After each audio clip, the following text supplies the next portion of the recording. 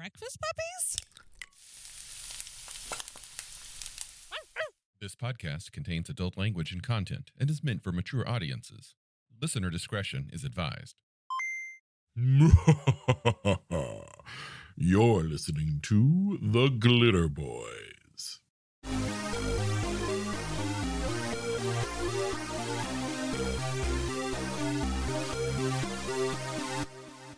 You know, every time I see a cover by this particular artist, I always get the Inception sound in my head when I hear his name.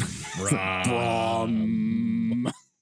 Today we're talking about Rift's World Book 6, South America, with, as noted, a cover by the fantastic Brom. It's really, really good. Now, what's fascinating is that I think this is our second Brom cover that we've covered in the series. And it's also happens to be the second book that we've covered by C.J. Corella or Correa. I'm not sure how that's pronounced. Mm-hmm. But as just fortune has it, both are the same artist-writer combo. We did Nightbane previously, and this is the same cover artist and the same writer. So before we get into, going over what the book has in it, I want to talk about what happens to places like South America and Central America in fantasy and role-playing in general. In the best case scenarios, they're glossed over.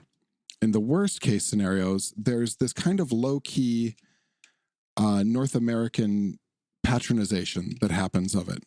It's like, oh yeah, they have their strength. I mean, it's not as good as what's going on up north, of course. And what I love about this book is that it is refreshingly free of that. It is not written in a comparative way to the powers of the North. In fact, I wouldn't. There are things here that can gobble the CS up. There's lots of things that can gobble the CS up. This is a high power area using its own lore and not condescended to. And I love the way it is written. I love what they took, what they used, the age they gave it, the immediacy they gave it. I think it is all too rare, especially for the time it was written in, for you to get something like this. I agree. I think it is very, very tasteful with the subject matter. And I have almost no problems with it, except for the one that you mentioned already before we started recording. The what was it? The Conquistador robot. It's a little too not on, but straight up the nose. Yeah. And that's not bad. That's just unsubtle. Yeah. But nothing here seemed out of place. Nothing seemed based on stereotypes that somebody from the area wouldn't put there themselves, which, as it just so happens to be, CJ is from there. Yeah. And I think that is an excellent thing, is not just to inquire of local knowledge for someone who has been or lived there, but to actually put the project in their hands. Say, okay, this is what we're looking for. This is what we want. And to give that admission that we as North Americans have such a hard time with, you obviously know more than me about this subject matter. Please lead us. Yeah. They did it here and it worked great. Yeah. Agreed. So this is a break from books introduced by Aaron Tarn. We frequently have our wandering historian, the public enemy number one of the coalition, Aaron Tarn, introduces most of the books. And this, we have someone different, Professor Augusto Cudbury of Laszlo. Mm-hmm. Now, Laszlo is a magical city on the North American continent that is named after somebody that we kind of, just sort of briefly as an afterthought mentioned in a previous episode, Victor Laszlo. Yeah. Now, if you know that name, that means you've probably played a lot of Beyond the Supernatural. Anyway, it's I love getting different perspectives and different people talking. I love this actual bit of exposition. What'd you like most about it? It's very Captain Cook. It's based off an expedition, not we wandered into town A. It was different from the things we are used to. My name is Aaron Tarn. I found wonderful people. I found bad people. My name is Aaron Tarn. There was this through the tales of the story that they're using to guide you through what the areas of the book. I felt that there was a certain amount of Last Stand as their ship gradually became worse off, and they lost more people, and most people are like, can we make it? Can we turn the horn? Spoilers, they don't. But I thought it was a better story than what we're used to. Agreed. I liked the path of when the way it's presented to you is we acquired these letters from a mission, and we haven't heard anything else since. Like, you go into it expecting it to meet some kind of an ill fate. And I like that progression towards it. I like the boat. I like the slow revelation that one of the members of the group is something more than they knew he was, but it's not a bad thing. It's just kind of weirding them out. It's a good story. Yeah, it reminded me of the travel logs of like the early Arctic explorers and stuff like that. It's like day 37 had to eat the huskies. It's just it reminds me all hope is lost. There's a bit, a spoiler alert. There's a bit in the South America 2 book where he talks which CJ also wrote, where he talks at the beginning about how he still couldn't get in everything that he wanted to. And unfortunately, one of the things that we don't know if it's ever been released elsewhere, is an adventure dealing with the fate of Professor Cudbury. Yeah. Which would mean that maybe it's less than or still an ongoer. Could be. Yeah. I don't know if CJ does anything with Palladium in the current era. I know that CJ made his own games. He did Witchcraft, and I think Armageddon, it might have been called something. Anyway, but yeah, CJ just kind of does their own thing. Yeah. So this attempts to deal and give an overview with a whole bunch of new races, a whole bunch of new types, a whole bunch of new classes, and a large continent of stuff. Let's keep in mind, South America is not a small place. South America is a very, very big place. And I mean, it's packed. What they did, even just with the Amazon, is a whole new thing. Like Brazil is an island now, technically. Yeah. So, okay, what this book gives us is we get some locations and some factions. I like that, again, we're still sticking with that formula where when we're given a faction, we're also given a list of the other factions and what this faction thinks of those other factions and their relations with them. We see who leads the factions. We get a breakdown of their military, a breakdown of their laws. We get a breakdown of what kind of, military groups that you might encounter in the wild, like scouting teams and so on. We get a list of a few major personas that are behind the scenes. Man, we're doing this after doing the old ones. Yeah. And there's no city maps, there's no key locations. And I'm like, fuck this book. There are jungle elves. It's like I just want one sentence NPC who might spawn a campaign, Anyway, yeah, you've got what we're now starting to expect from all of the world books. Locations that have people and places and things happening in those locations. I will say this though, even bog standard Palladium, this is a world book. This is the Excelsior around it. This is still better than anything else out there in terms of just how dense you're going to get your story, how dense you're going to get your lore, how dense you're going to get your interactions. But yeah, I'm with you, man. I got spoiled real fast there on maps. Yeah. Well, what we get here is stuff that by this point, you should expect to have in a world book. We have a few additional player character races.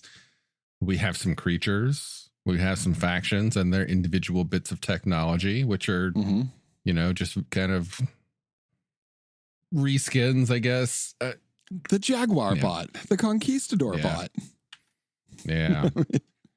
So this is a part where we should address a thing which is notorious in the Palladium fandom, which is that the South America books are OP.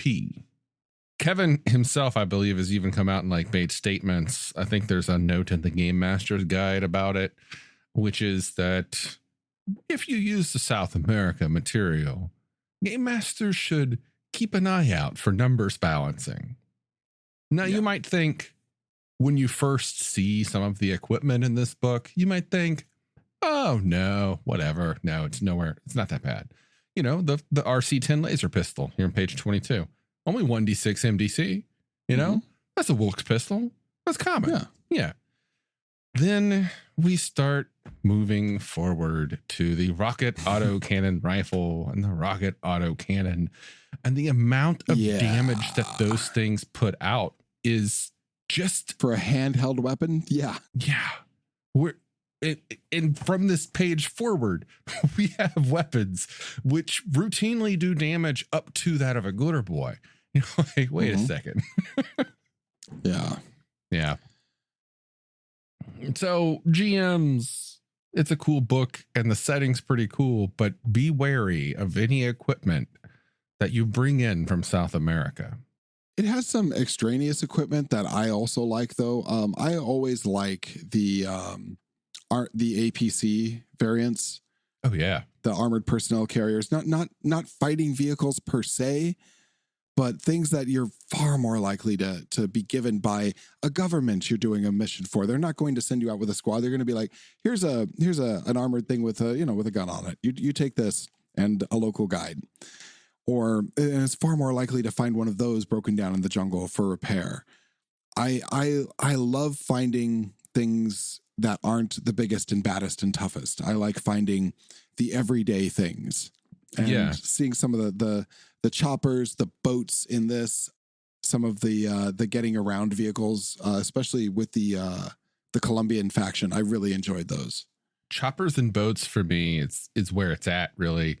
When I think of putting an adventure group in a jungle, if it is modern-ish day or later, then it is Predator. Oh, I was going to go something else. Where are you going? Oh, Apocalypse Now? Oh, Heart of Darkness. Yeah. What? Yeah. Well, any of those things, but my brain, I get those mental pictures of those scenes from Predator or, Apocalypse Now, but helicopters and boats. Helicopters dropping people off and boats taking them to the destination. So the fact that we got helicopters and boats in this, there we go. That's an adventure for me right there. I love the pirate kingdoms.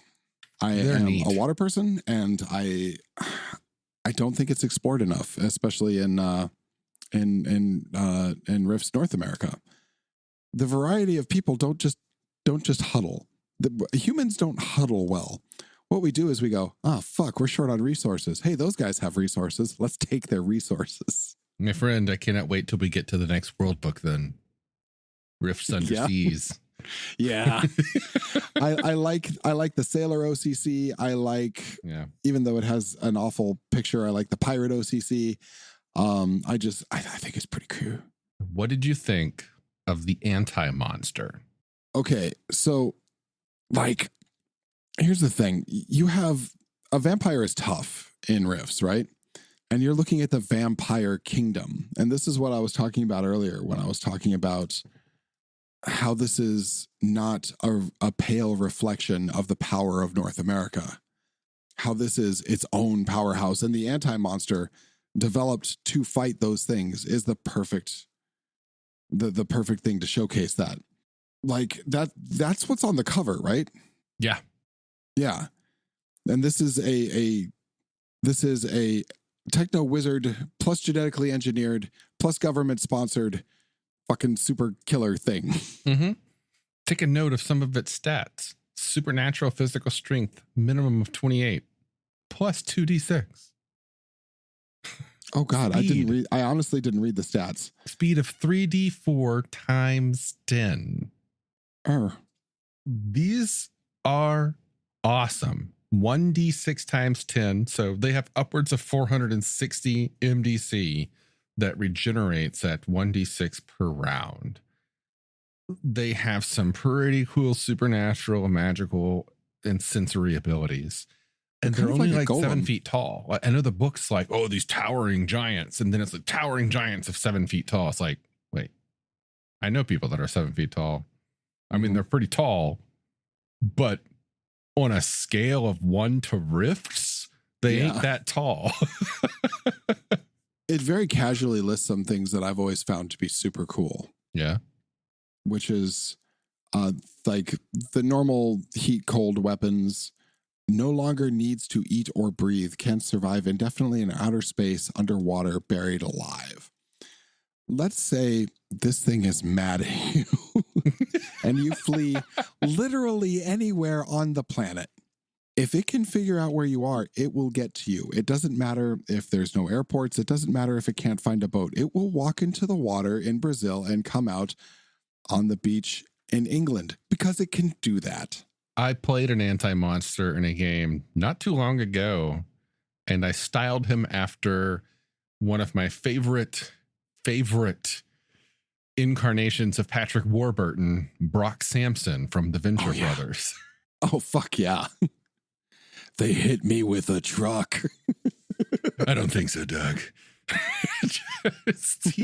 I had so much fun with it. He was just unstoppable. I am going to slowly march towards you and stab you with a knife over and over again until you die.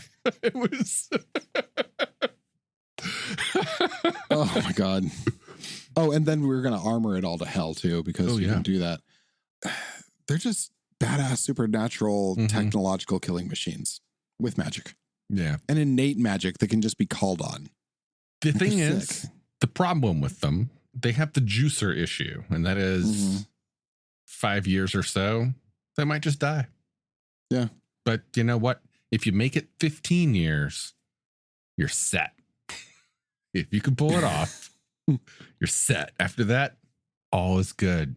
You get, obsession tables and stuff too. But I mean, fuck, this is, let's face it, you're probably not going to last 15 years. No player character is going to last 15 years unless they, actually work for Palladium then are given as a vehicle for exposition in future books. What's funny is you're 100% right. And now I know that you're 100% right. And I agree. I don't even think about character ages, but when I was younger and when I first got into Palladium games, when I first got into RPGs via Palladium games, one thing that I remember distinctly paying attention to in every racial description was average lifespan. And I took that into account when I made a character because I wanted to picture that character becoming old and retiring, That's the dream, isn't it? Never happens, but that's the dream. Now I don't give a fuck. Like, whatever. Drive them like they're stolen, Especially if you're an anti-monster. This is like a juicer. You don't play this character to retire. You play this character to rush forth and stab the fuck out of the enemy until it blows you up. It's total burnout than to fade away. That's some cool freaking shit in here, man. Some villains. Some cool factions, some cool bad guys. You've got... So the Vampire Kingdom, Haktra, is, I think, super cool because they don't take that whole hide and wait and disguise ourselves approach as the other vampires that we've seen so far. They're like, fuck them. Home, motherfucker. Yeah. They are just all about it. And they got a demon helping them set the world on fire kind of thing. It's pretty cool. Yeah. The pirates have good stuff as well. Yeah. What else is there? There's like, the maps are basically, sadly, just kind of like a highlighted area in this. But I mean, it's just cool. It's cool. We got voodoo. The voodoo peoples, yeah. I like the voodoo spirits. I like the way that they do their magic too. I think they're very interesting characters. And then we have a bunch of elves who apparently want to make South America great again because they live on Mega Island. I wasn't going to. I was just going to skip over it, but I'm so glad you did. Mainly because the jungle elf is just, come on now, guys. That looks like Prince Namor. Yeah, it really does. It's just bad, and it's a long. So I'm sorry, buddy. But I'm not into the jungle elves. No, biomancy on the other hand. Biomancy, awesome. So Yes. I'm curious. I know you didn't like the Millennium Tree, but what do you think of the memory trees? It strikes me as Dragonlance elven stuff. The memory tree. This is more of an ent. You know, this is not a godling that's trapped into a tree. I like them better than I like the Millennium trees. I like that they have more agency within a story. Like they can do more. They're more active. Sure, they're not billions of NBC or whatever, but they're still, I feel that they're going to make, as you say, they're ent-like. Like I can definitely see using them in a group being much more exciting when they swarm over Isengard or something. Yeah, and I mean, it's not like, here's the thing. A Millennium Tree could very easily be an old god, right? This is a thing. This is a thing with a personality. This is not some unknowable that we've just kind of learned to work with. This is something you can communicate with. This is something you could bring a birthday present to. This is something that may gift you with a birthday present. Like this is a thing. This is a neighbor. If your party had a jungle elf a long time ago, this could be your friend having transitioned into the tree state of their life. Yeah. It's cool. I like it, honestly. Yeah. I think I do like the big imponderables that the Millennium Trees could have been. I just don't think it was brought out correctly. Yeah. Like I like unknowable old gods. I like them, but I just don't think it was handled quite right. I think that the memory tree / biomancer combo, the memory tree plus biomancer combo is way more dynamic than the Millennium Tree plus druid combo. Agreed. I also think that this is a much better, for lack of a better word, druid than you will find in most other systems. Oh, yeah. Yeah. Biomancy is just so cool. They're just, they seem so much more active and useful. And even though they essentially fill the same roles as druids, there's just more going on here. They seem more fun. You can jump 2 trees. You can bio blast. You can undo undead. That's an interesting one in the area, wouldn't you say? Yeah. Growing weapons and armor. Yeah. Cool the touch of life. Yeah. There's lots of cool things. Unfortunately, they also go with bio armor, which I wish people would just stop doing that. I really do. It makes sense that you have an MDC tree. I get it. Why wouldn't you harvest the leaves and the twigs and the bark? But it's just so damn silly. I kind of like it. It's a taste thing. I'm not into it. I mean, I don't necessarily want them in wait. No, I do. I do want them in giant tree robots because that would be fucking awesome. Oh my God, a power armored tree bot. Oh. Okay, why is that not in this book? Yeah. We got the Lizardmen. I like their story. We got New Draconia. Dragons. So we went over Atlantis, and in the Atlantis book, there is mention of a may or may not actually be a god dragon who has started up a new branch of the cult of Dragonright, which is, for those of you who play Palladium fantasy, it is one of the core religions of that setting. So here we have a kingdom that was a kingdom mostly of scaly folk that then got taken over by a dragon who the book literally describes as Dragon Hitler. Yes. Who invited the Splagorth and gargoyles and Katani and so Lagarto's a happening place. Yeah. Not a good place to be wandering in as a humanoid adventuring party, but yeah, if you ain't got scales, don't go there. Yeah. I do really like that picture of the armored lizard man on page 74. I think that's just a really good, simple picture. I do too, but my favorite is the bionic velociraptor. Oh God, yes. Yes. Oh my God, yes. Robot dinosaurs. What was that called? Do you remember that cartoon or show that was robot dinosaurs with little riders that would Dino Riders or something? Yeah. Oh yeah. In fact, it's funny you mention that because there's a classic picture from Dino Riders with a T-Rex with the laser gun on its head. Yeah. That someone long ago took and put the Rifts logo on, and the caption just says, "Yep, it's like that." Like there's what is it? The long picture on 84. Yeah. With it attacking the tank. That's my part. I like that a lot. And no gun for you. No. In my mind though, I'm trying to repicture this or to reimagine this picture as like they're friends, and he's like, "Hey, kick. Hey, it's over there. You still in there? Come on, Dave. This ain't funny, you guys." There's the cities of gold, because it's not just one El Dorado, it's all the El Dorados. Well, I like the idea that they took the myths of El Dorado and broke them down and separated each one of those myths into its own city and went with the whole, it was actually all of these things, which combined into this one mega myth. I do like that. I do like that each one has its own flavor, customs, weapons. Like I kind of like the swashbuckler of the Manoa. Yeah. The Amazons are neat. The monster hunters are neat. The fucking two-mouthed shoulder aliens.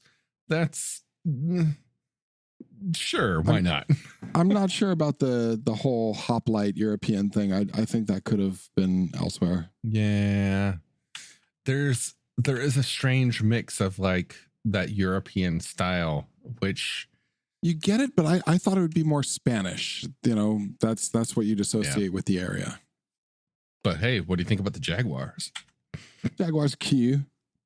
Cat people, lots and lots of cat people. I think it's a little silly that the bad neighborhood in the cat city is called kitty litter. Yeah, that didn't need to be a thing. Yeah. But hey, you know what? Furries, this is your book. Go for it. What is it? What was the cat with the bat suit thing? The tiger. Oh my God. The flying tiger. That's just the silliest goddamn thing I think I've ever seen. It looks like a flying squirrel, angry kitty. Yeah. I love him so much. It really does look like a flying squirrel in a Halloween costume. I know. I want to boop his snoot.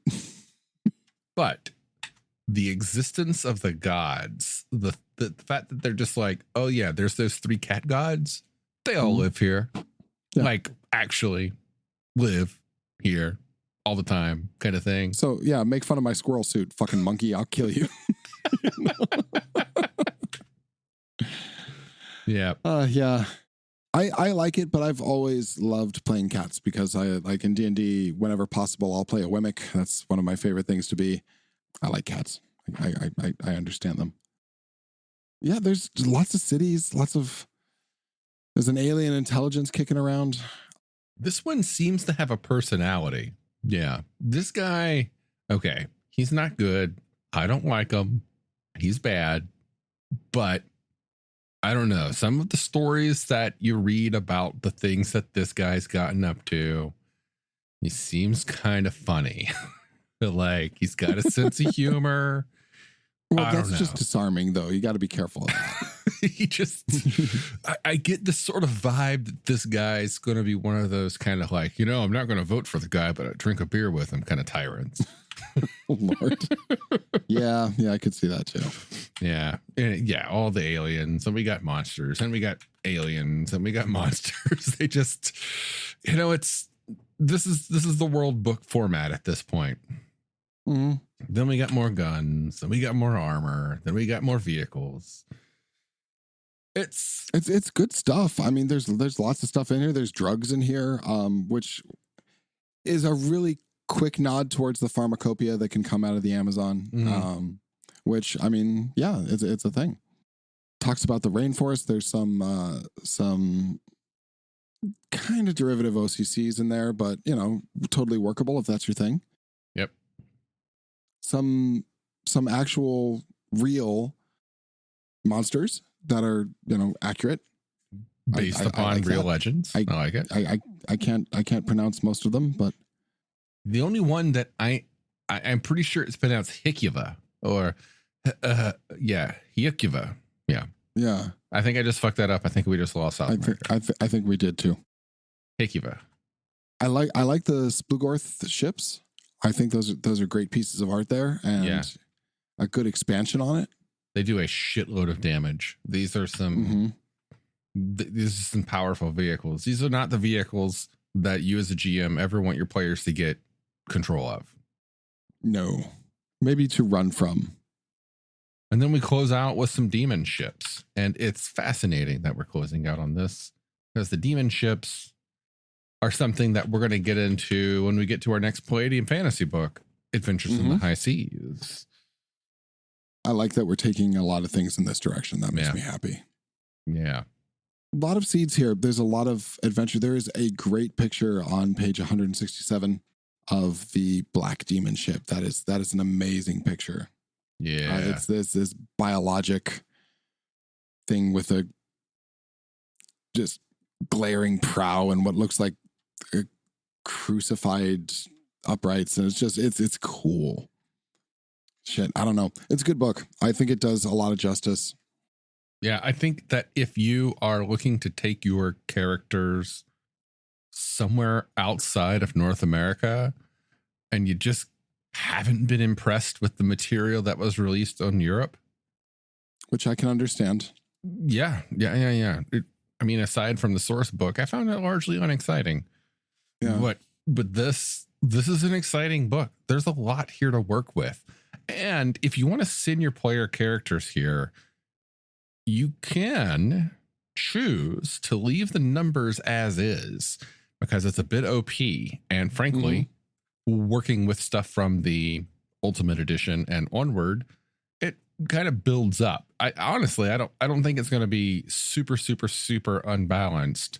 No. Yeah. I don't think your players are going to have a hard time with this kind of stuff. No.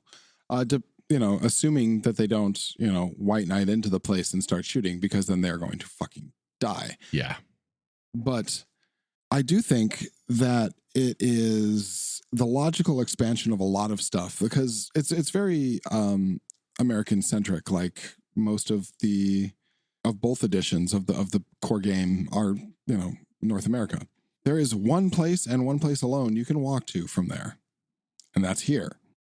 Without crossing the oceans, without having to fly, both of which are a very, very bad idea.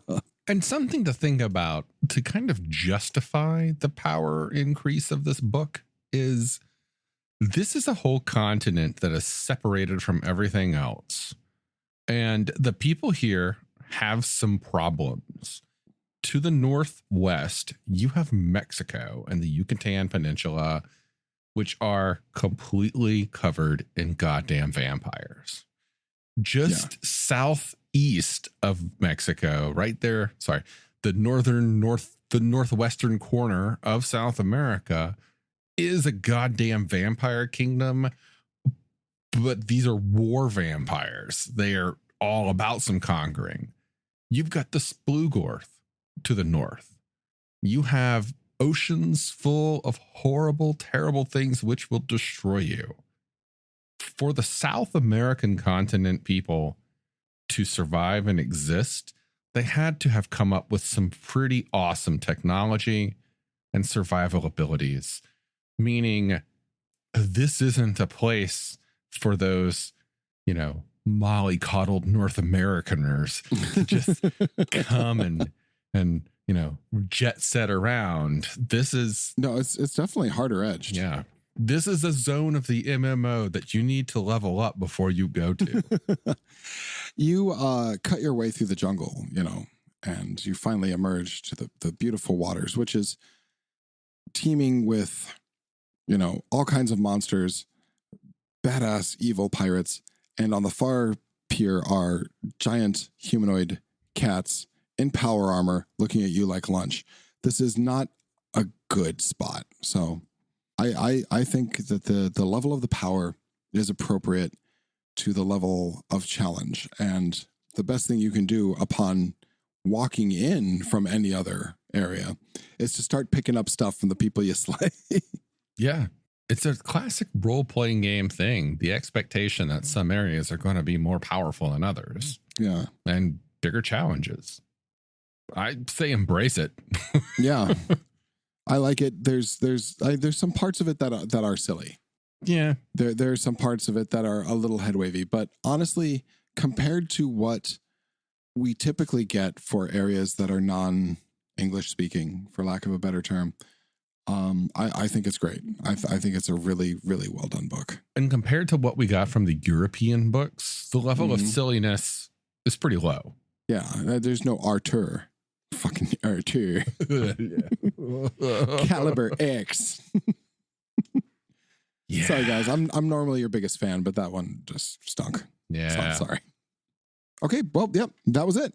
That was South America. I wonder if people were expecting us to harp on a little longer about the power, but honestly, it's up there. But the more I think about it, and the more I reread the book, I think it works for where it is. And the thing is that this is Riffs. If you're looking for balance, you've come to the wrong bar. That's just not what they do here. Yep. So, like you can survive at any level. You got to be smart. You have to. You can't just rush in. Like you have to. But you can play your vagabond here just as well as you can play it anywhere else.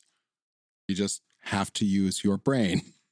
It always falls back to that classic adage: treat combat like war, regardless of where you are.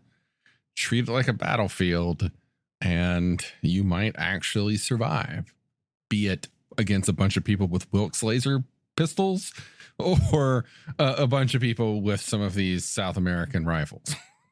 Mm-hmm. Did I mention that I liked the missile guns? Just like I like those concepts. You see them every now in like old 70s sci-fi. Mm-hmm. The tungsten cord mass projecting missile. It's fucking cool, and I love that they're here. It's anime. It makes me happy. Yeah.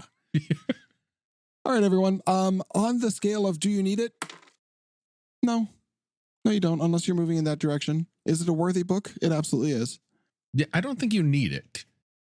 If you want a place to take your characters away that is something new than what you've been doing so far, you can't go wrong with South America. And no, some of the things you're going to encounter in Rifts and normal Rifts, like North America base books, is going to be a lot of hints of what's actually coming up. Like anywhere in the Southwest and really anywhere in the Americas, you're going to have to deal with the Rifts vampires, but they're not as organized. And this is giving you, in addition with one of our first ones, Vampire Kingdoms, this is giving you a lot of the end result of that. This is the, not the hidden, as you said, the hidden vampires. It's like, no. The Andes, yeah, that's ours. We own that. That's ours. We live here. And we will cut you. Yeah. All right, everyone. Catch you next time, folks. Starships, magic, mystic martial arts, romance. All of these can be found in A Cloak of Blades by Isaac Sher. You might have heard my name before. I've done a lot of voiceover work for Breakfast Puppies, and I've recently released my first novel. It's available on Amazon as an ebook and paperback, and you can get it for free if you have a Kindle Unlimited subscription. I do hope you'll support my work as you're supporting Breakfast Puppies, and it's been a pleasure talking with you today. Have a good one.